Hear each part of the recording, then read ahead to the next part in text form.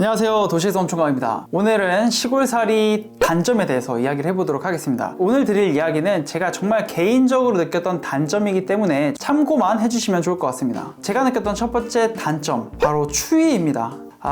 이게 정말 힘들었어요. 물론 단열이 잘 된 전원주택들은 아무리 추워도 난방만 잘 떼고 하면은 문제가 없겠지만, 제가 살았던 곳이 워낙 단열이 잘 안 되어 있는 집이다 보니까 겨울이 되면 정말 추웠거든요. 제가 이전 영상 보니까 이 추위에 대해서 공감하시는 분들이 되게 많으시더라고요. 그만큼 단열이 굉장히 중요한데 아파트에서 살 때 느끼지 못했던 그 추위를 느꼈습니다. 보일러를 떼도 바닥은 따뜻한데 윗공기가 차기 때문에 온도가 달라서 그런지 뭔가 계속 바람이 부는 느낌이 들어요. 그리고 실제로 우풍이 굉장히 심했기 때문에 겨울만 되면은 진짜 이불 밖을 나갈 수 없을 정도로, 그래서 항상 온수 매트를 켜놓고 생활을 했던 기억이 있습니다. 아니 그러면 뭐 보일러 마음대로 떼면 되는 거 아니야? 라고 생각을 하실 수 있는데, 제가 살던 곳은 기름 보일러였어요. 네, 뭐 여기에서 이미 하시는 분들 계실 것 같은데, 제가 살면서 뭐 기름값이 올랐다 해도 저한테 체감이 되지 않았었는데, 뉴스에서 이제 기름값이 뭐 폭등을 했다라는 기사가 보이면 심장이 철렁철렁 하더라고요. 왜냐면 제가 이제 처음에는 모르니까 기름 보일러를 한번 마음껏 떼봤어요. 그랬더니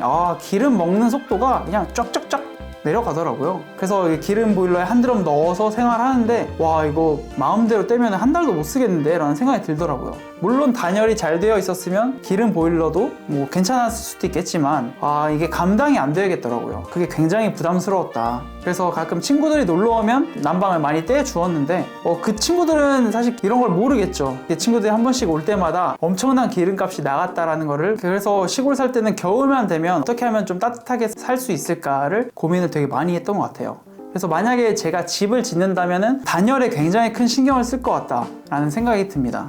그리고 두 번째, 바로 교통인데요. 제가 살던 곳은 경주 시내와 차로 40분 거리. 어떻게 보면은 뭐 수도권에서는 출퇴근 1시간 기본인데 40분이면 짧은 거 아니야? 라고 생각하실 수도 있는데, 저는 사실 차를 오래 타는 게 싫어서 이렇게 지방으로 내려왔는데 그런 점에서는 조금 아쉽다라는 게 느껴졌던 것 같습니다. 세 번째는 잡초였는데요. 이게 도대체 뭐가 문제가 될까 하시는 분들도 계시겠는데, 제 유튜브 채널 특성상 다른 지역으로 촬영 다니는 날이 굉장히 많았는데, 그러다 보니까 집에 늦게 들어오고 또 바로 아침에 나가고 이런 게 일상이었거든요. 그러다 보니까 여름이나 이럴 때는 낮에 잡초가 굉장히 많이 자랍니다. 낮에 제가 없다 보니까 무럭무럭 자란 잡초들을 뽑아줄 시간이 없는 거예요. 막 잡초가 제 허리층까지 올라와 있고, 이미 시기를 놓치면 이 잡초들은 뿌리가 굉장히 깊게 박히거든요. 그래서 이제 가끔 친구들이 놀러 오거나 이럴 때 잡초 제거하는 일을 좀 시키기도 했었죠. 내가 맛있는 밥을 해줄 테니 이 정도 일은 해라, 이렇게 해서 시키긴 했었는데 이 잡초 관리하는 게 정말 쉽지가 않더라고요. 잠깐 한눈 팔고 오면은 또 자라있고 또 자라있고.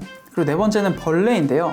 사실 이거는 저한테는 큰 단점으로 와닿지는 않았어요. 남자라면 군대 생활도 해봤고 더한 생활을 해보지 않았습니까? 그렇기 때문에 큰 문제는 안 됐었는데, 하지만 가장 싫은 해충, 바로 모기.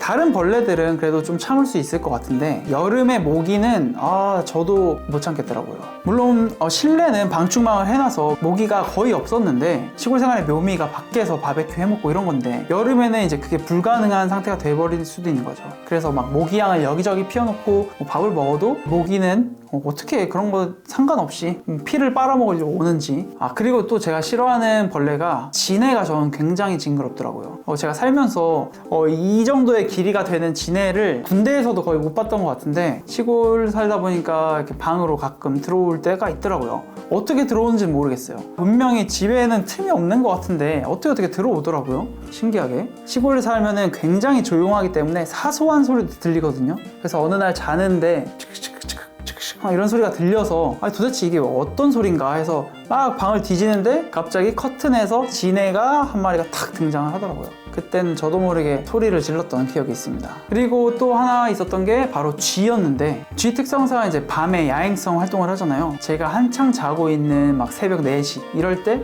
쥐가 움직입니다.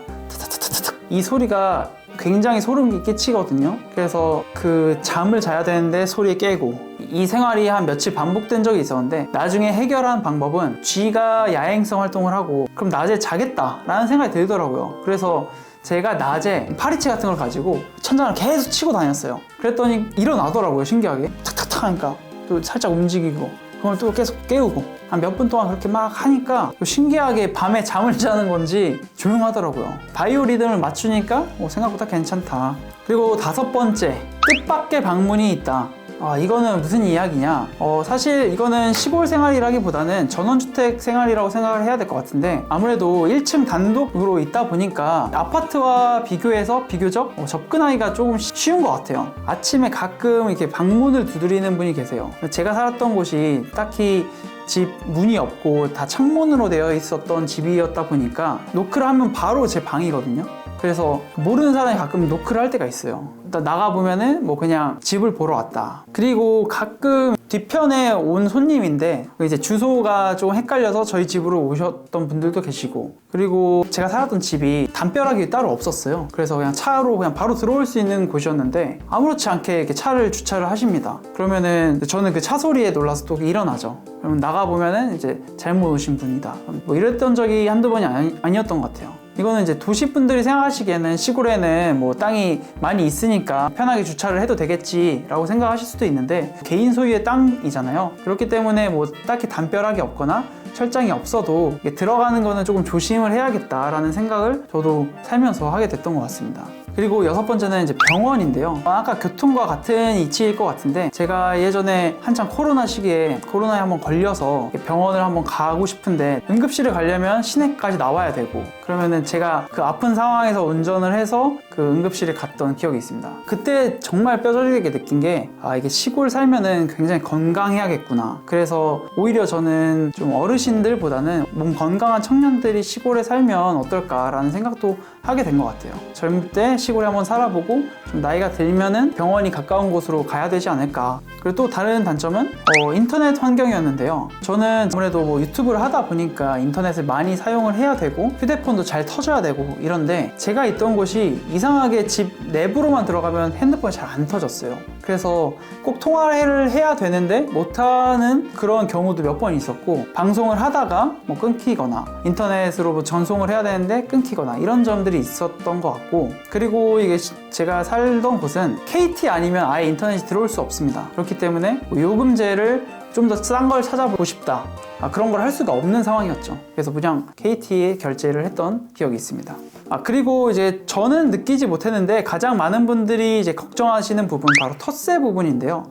이거 같은 경우는 저는 사실 텃세를 잘 느끼지는 못했어요. 왜냐면 워낙 그 주변에 있는 분들이 나이 많은 어르신들이 많이 계셨고, 제가 생활 패턴도 되게 다르고 해서 마찰이 생길 게 없었던 것 같아요. 그리고 또 제가 하나 잘하는 거는 인사 하나는 제가 정말 열심히 잘하거든요. 그래서 지나가는 분들이 계시면 인사하고 그랬기 때문에 특별히 마찰이 없었던 것 같은데, 이거는 잘 마을을 알아보고 가시는 게 좋지 않을까라는 생각은 듭니다. 뭔가 시골에 가서 사실 때 나 혼자만의 생활을 하겠다? 물론 그런 것도 좋지만 시골에 살다 보면 이렇게 왔다 갔다 다른 마을 주민분들은 안 마주칠 수는 없거든요. 그래서 이런 텃세에 대한 걱정이 있으시면 미리 먼저 가보시고 마을 이장님과 한번 이야기를 해보시는 게 가장 좋지 않을까라는 생각이 듭니다. 그래서 마을을 한번 단기로 살아보면서 마을의 분위기를 살펴보는 것도 나쁘지 않다. 그리고 마지막으로는 자연재해에 대한 이야기인데요. 제가 아파트 살거나 인천에 살 때는 사실 태풍이 온다, 뭐가 온다 해서 크게 걱정을 해본 적이 없는 것 같은데, 시골에 살아보니까 비가 많이 온다? 뭔가 걱정이 되더라고요. 왜냐면 비가 혹시라도 넘치거나 배수가 잘 안 되면은 집으로 바로 물이 들어올 수도 있겠는데? 라는 생각이 들더라고요. 그래서 여름철에, 장마철에는 특히나 조금 긴장을 하면서 살았던 적이 있습니다. 물론 집주인 사장님이 여기는 한 번도 침수된 적이 없다라고 말씀을 하셨지만 혹시 모르는 거잖아요. 그리고 실제로 제가 살던 해에 비가 정말 많이 와서 마을에 들어오는 길이 차단이 된 적이 있어요. 그래서 그때는 이게 시골 사는 게 진짜 자연재해에 걱정을 많이 해야 되는구나 라는 생각도 들었던 것 같습니다. 이렇게 해서 지금까지 제가 살면서 느꼈던 개인적인 단점에 대해서 이야기를 드려봤는데요. 제가 말했던 거 이외에도 시골 사니까 이런 게 좀 안 좋더라 하는 게 있으시면은 댓글로 남겨주시면 감사하겠습니다. 그럼 다음에는 시골살이에 대한 좋은 내용을 가지고 한번 찾아오도록 하겠습니다. 감사합니다.